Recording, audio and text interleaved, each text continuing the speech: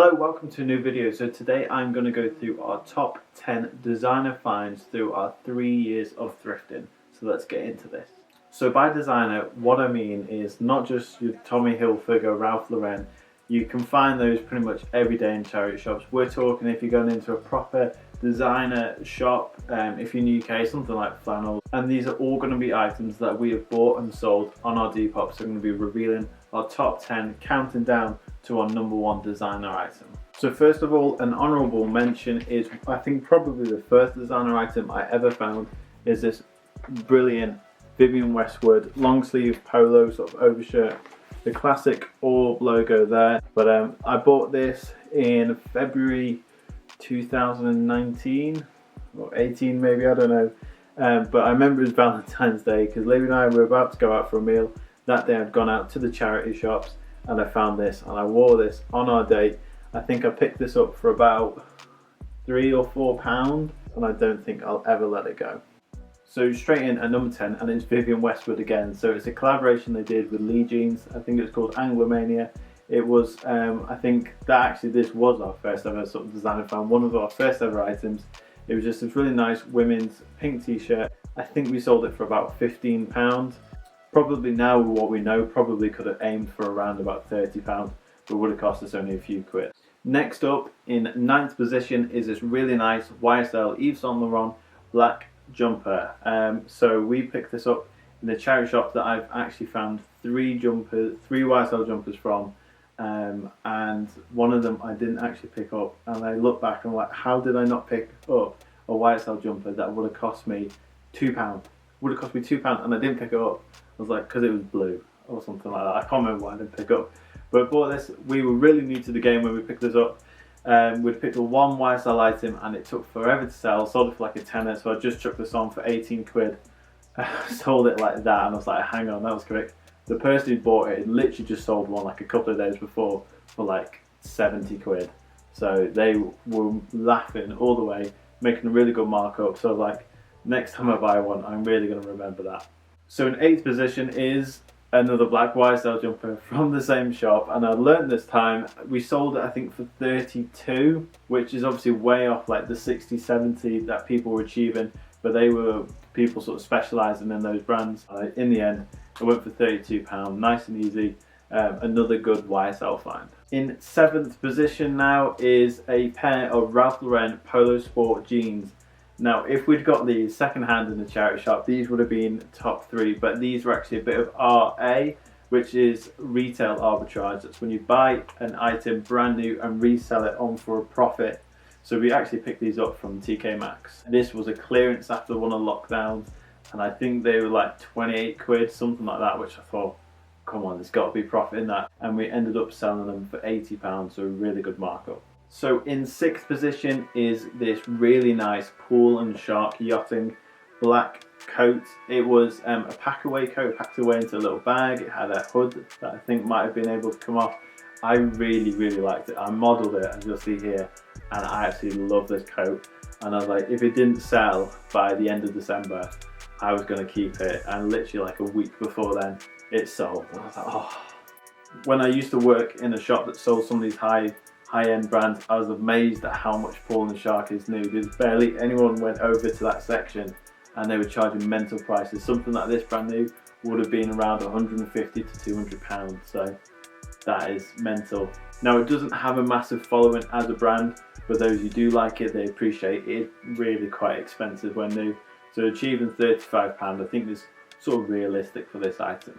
Also, a quick message, we've updated our Depop finally. We've got a new logo. I don't know if that's coming up, but we finally got a new logo. I've been trying for ages to add this, but we have gone for a light blue theme. We've gone through so many different styles, and the number one thing I've noticed going through all of these items, because load them from years ago, how crap our pictures were. You don't realise how much you improve on Depop until you actually take a minute to just stop and look back. But yeah, we're super happy with the rebrand on our Depop page right now. So if you haven't already, it will be linked in the description, and check out our page. Now into the top 5. So we are starting the top 5 with this gorgeous aqua scooting padded coat. You will have seen this on one of our previous thrift haul videos. If you haven't seen it, make sure you check it out. Check out all of our thrift haul videos. Just watch it all. But to talk about the jacket, we picked this up in a charity shop. I think I paid up about £10 for this, and we sold it for 40. It was something that I was going to put on eBay, on Depop. Well, I didn't think it would sell. It did eventually at £40. In the right market at the right time, though, you probably could ask around £60 or £70 for a coat like this. And in at number 4 is another Paul and Shark item. So this is the first one we ever found. I remember it's a town that I don't usually go to. I hadn't been well. It was the first time I'd kind of got back to thrifting after getting better, and walked around. The shop was having a half price sale, and in there was this item, a made in Italy Paul and Shark sweatshirt. It had just a little patch there, so it didn't proper scream the brand, but it had it just enough that it would sell. Now I can't honestly remember what I paid for this, but I think it was around about £4, and we sold it for 38 all in. Again, it kind of sat around for a bit, but £38 was a good markup there. Again, I think if you were willing to sit on it, you could probably look to achieve like £50 or £60 for a sweatshirt like this. And in to the top 3 now, and coming in, again, one of our earliest ever finds was this Ralph Lauren Polo Sport quarter zip. Now Ralph Lauren I wouldn't class as a proper designer brand, but Polo Sport is kind of a high end for them. A lot of their sort of pricey pieces, the sort of things you would find in flannels and designer shops, often are the Polo Sport brand. So we picked this up at a local charity shop, and I think it cost £5. At the time I was like, oh, I don't really know what it is. I was new to Depop, but I just knew that Polo Sport was a popular brand. At the time that we sold it, there were people selling similar items for around £60, £70, £80. We played it safe, but we sold it for £40, which for ages was our highest earning sale. So I kind of look back on this with fond memories. And in at number 2, it's a proper designer brand. It's Burberry. So this is a Burberry women's denim jacket. I think this is the only Burberry item we've ever found. But this was a women's denim jacket. We had the Burberry Nova check hints on the sleeves, and I think some around the collar. Now this was not in fantastic condition. It had some straps on the back that got cut off. The sleeves were a bit worn away, and I think it was a bit marked up in places. If this was in like mint condition, you could easily ask £100 and above. Anywhere really between £100 to £200 as a second-hand item, but this was not in great condition.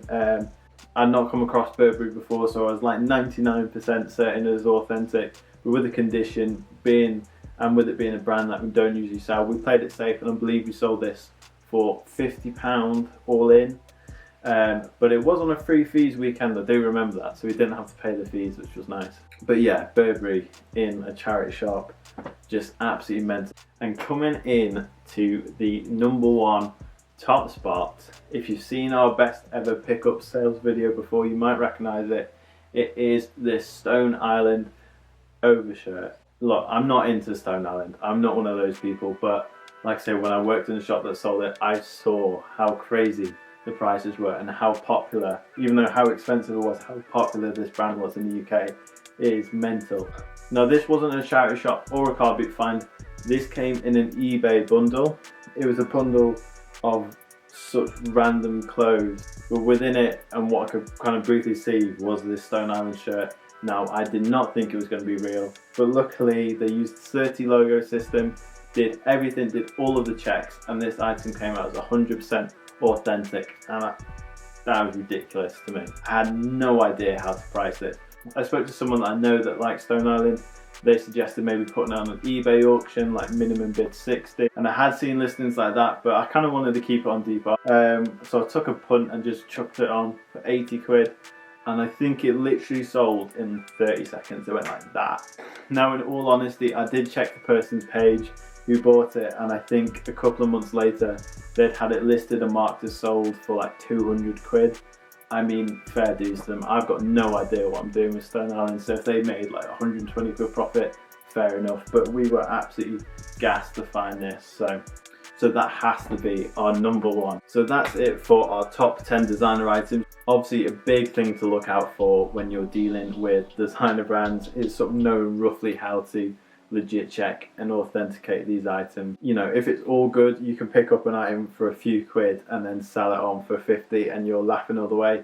If it's fake, then you're kind of stuck with an item that you can't shift. And if you're paying up for it, I've seen sort of fake Gucci shirts in charity shops for like 20 odd quid, and you're paying that, not knowing what you're looking for, then you've just completely just pissed away 20 quid. So definitely have some sort of idea of how to authenticate items in general. That is it for this video. Let me know down below, what was your favorite designer find? Let us know some crazy designer finds that you have found. Now, if you haven't subscribed, make sure that you do. We're going to be putting a lot more effort into YouTube videos. We've been a bit quiet recently, but if you subscribe, it really would mean a lot. If you like the video, believe it or not, it kind of lets us know that you like the video. So if you did like it, press the button, let us know. It would mean a hell of a lot to us. Anyway, without rambling on, that is the end of this video, and we'll see you in the next one.